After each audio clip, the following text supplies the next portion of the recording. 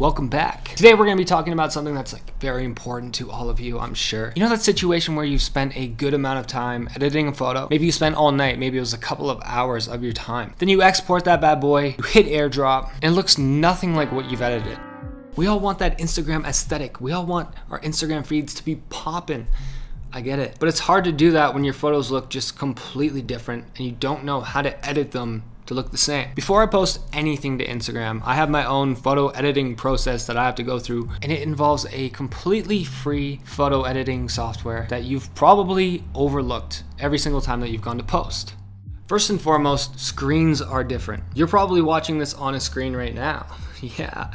Obviously you're watching it on screen. You had different options. You could have watched this on your phone, on your computer, on a laptop. The point is, my iMac screen looks completely different from my laptop, which looks completely different from my phone. And even from phone to phone, the iPhone 11 screen and 12 screen are completely different. And it's not even just about you, it's about your audience as well. What phones are they using? What's their brightness level? Are they using True Tone? Are they in night mode? Do they have a screen protector on? There are infinite things to keep in mind and to consider when you're trying to make a post on Instagram. Are you overwhelmed yet? That's okay. So am I. Thankfully, we do not have to leave the Instagram app in order to edit these photos. Can you believe it? Yes, I am going to actually suggest that we edit in the Instagram app. Here's a few past examples that I've used for my own Instagram. These are photos that I've posted. This is what they looked like before, and this is what I did to make them more Instagram suited. So I just airdropped a few bangers onto this phone. I'm on the Instagram app, so these are the things that I consider every single time before I post. One thing you want to make sure is that you crop your Instagram photo for Instagram, because you take up more of your Instagram feed. So if you're looking for that 4x5 Instagram crop, or you're wondering why some photos look longer than others, probably just because you didn't hit that button right there. So we're going to tap that button first and foremost. Then we're going to hit next. Okay, there's this little trick that I do where I choose a filter, but I only apply 10% of it. Okay, I would never post a photo like this. This is awful. We're going to bring it down to 10%. Cool. Now again, if you don't typically edit your photo in Instagram, what you can do to see the before and after is just tap on the screen. You can see it's a very, very, very minimal change. But at least if I'm doing this, I know that my colors are all heading in the same direction across photo to photo. So, you can even bring it up to 15 or 17. So as you can see, the colors change a little bit. There's not a ton of difference going on here. And also, if you really want to make your photos pop a bit more, you can add a little bit of the Lux. Ooh, good stuff. And then we're gonna go over to edit. Now, if you haven't cropped your photo yet, you can do this in the adjustment. Using 2 fingers, squeeze. Now you can adjust your photo to be a little bit wider. Or if you wanna zoom into your photo a bit and keep it cropped in the same aspect ratio, zoom in a little bit. First thing I always wanna consider is brightness. So first and foremost, check what brightness you are on. I'm on full brightness. You want to make it as bright as it pretty much can go before you lose any sort of details. Depending on the mood you want to go for, I try to make my photos a little bit more bright, and I'll bring my brightness down a little bit just so I can see what my photo would look like if I was scrolling, because not everybody has their brightness on full. And again, just making sure we don't lose any detail in our photo. We're going to work our way left to right through all of these different settings. Now, typically I'm going to be adding contrast to our photos, but we're going to talk about that in just a second. Next thing I do is I go to the warmth. Between the differences in my screen, on my laptop, or my iMac, and my phone, this is always going to be messed up in some way, shape, or form. So I typically make it a little bit warmer on my phone. So now our photo is brighter, and we have a little bit of a filter, but we're still bringing it back to those natural colors that we had before. And then for the gram, you really want to make that saturation pop. It just stands out that little bit more. Here when we get to highlights and shadows, I do love to play with these. So if we bring up the shadows, we're bringing up the dark parts of our photo. Obviously. But then what I like to do is go back to that contrast, and then bring up the contrast and bring those shadows back down. So you get a little bit more detail in it, and then depending on your photo you can add a little bit of sharpness, but I really wouldn't play with this too much because it takes away from the natural look. Highlights, I usually bring down my highlights a little bit depending on how much brightness I used. Then you can keep those details in things like the mountains and the sky.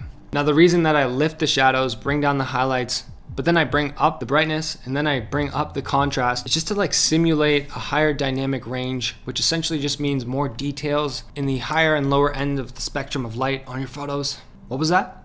Oh, you don't care. I'm being a nerd. Okay then. This is all that I do to my photo. It's these minor differences that just make that photo pop a little bit more. And I truly feel like that makes such a big difference when you're going across these screens where people might not have the brightest phone, or maybe their phone screen colors are completely different from what you're working on. So you just want to bring up the pop. Yeah, just make that photo pop. And then if you decide to hit back, you can actually save this as a draft. Then it's going to appear here, and you can kind of make your own little feed in your drafts. Not only that, but you can compare it to the photos below, and that way you can see if the colors are in any sort of cohesion and what that aesthetic's gonna end up looking like. Oh, you want another one? All right, you can have one more, but I'm gonna put it at the end of the video. Let's get to the real questions. Does it kill me to do this to my photos? Yes. Yes, absolutely, it kills me inside. I'm essentially taking this beautiful photo that I spent so much time editing, and I'm just kind of crushing out all of the colors, making it way too bright, way too saturated, making it pop. Because that's show business, baby. You just gotta sell out to make it. I would never print these photos. Like these edits that I'm doing, I would never use that again. Just on Instagram. The other thing to realize is, obviously this is gonna be subjective. You're not gonna be using the same sort of settings that I'm gonna be using because your photos are gonna look completely different. You might be shooting in different lighting. You might have a different taste for aesthetic. Now, if you're looking for tips for taking better photos, or if you think that'd be a helpful video, make sure you leave a comment about that, and then I'll consider it. You know, there's a lot of videos that I really wanna make and just don't make. So help me pay rent, and then we'll make more videos. So if you found this video helpful, or you think of any other videos that could be helpful, hit a comment, hit a like. That's it for this tutorial. I will see you in the next one. Peace. As promised, let's edit another photo together. Let's do this one. It's a little more moody. So again, depending on what your photo size is, like how tall it is or how wide it is, hit that little corner button. Get that little bit more to play with.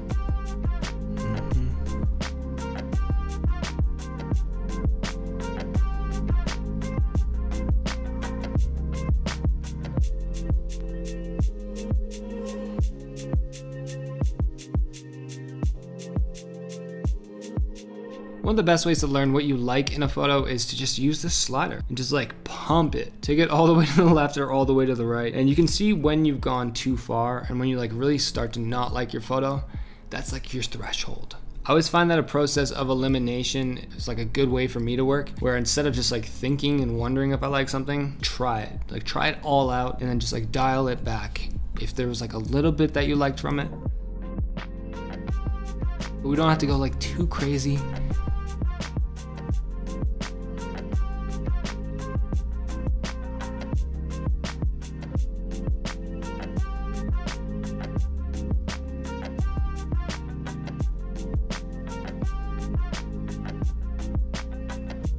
This one's really interesting because I kind of went the opposite way with this one. I made it a little bit more dark, made it a little bit warmer, and really shifted those tones. Everybody has different tastes, you know? Yeah, I like this. This is a good mood. And again, you can see that I used pretty much the exact same process and same tools, but very different outcome with the photo. We'll go back and then we can see it in our drafts. So as you can tell, these are very different tones. Now it depends what you're going for. If you want all of your photos to look the same, what we would do would be go back to our photo here, and then you just hit next. You don't have to post it yet. You can actually just click on edit in the top left here. Oops. And you can actually go back and edit it. So now again, I liked the post the way that it was, so I'm not gonna make this super blue and put like a huge filter on it because I liked how it was. And I'm totally cool with my photos looking different from each other. Probably wouldn't post them side by side. What I'll do is I'll just post other photos in between. But yeah, like it all depends on the conditions you shoot in. If you're shooting in the middle of the day, typically it's not gonna change too much. You know, unless you go from like a city to a forest to the ocean, like you're gonna have different colors to work with in your photos. If you're shooting a lot of sunrises and sunsets, those are gonna vary in colors too. And if you go and look at my feed, for pretty much the last year, I haven't posted many sunsets or sunrises for that exact reason. I'm usually shooting in the middle of the day or in like a lot of light. There's a lot of snow, so it's like really bright, either just like green and white or blue and white. Then I have like my yellow jacket or like a yellow signature pop to it. And it's very easy to keep those photos and that type of content consistent because there's not a lot changing in the environment. There's a lot of photos that I haven't posted because of that. So if you really want to make sure that your Instagram feed and aesthetic is in complete cohesion, you're gonna have to think about the photos that you're taking as well. Here's another option for us.